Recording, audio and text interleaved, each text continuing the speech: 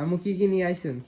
এই যে বাজারে গেলেই তো শুধু খরচ, বাজারে গেলেই খরচ, দুনিয়াদারি আনতে হয় আমার। এই যে এটা নিয়ে আইছি মুরগির মাংস দিয়ে, আর এই কচু দিয়ে রান্না করবো। আলু, এখানে আছে টমেটো, এখানে আছে তোমার বিস্কুট, আর এখানে 2টা পানির পট কিনছি, এই 2টা পানির পট কিনছি, দাও এগুলো রেখে নিই। তারপরে এখানে আছে চিনি, এখানে আছে দুধ, খাবার আর কিছু আনিনি। এখন ছোলা আর মুড়ি আছে, তাই মাখাবো, তাই খাবার। আর এখানে আছে বিস্কুট। আর এই পানির পট কিনেছি, আমি জিমে যাই না, জিমে যাওয়ার জন্য পানি নিয়ে যাবো।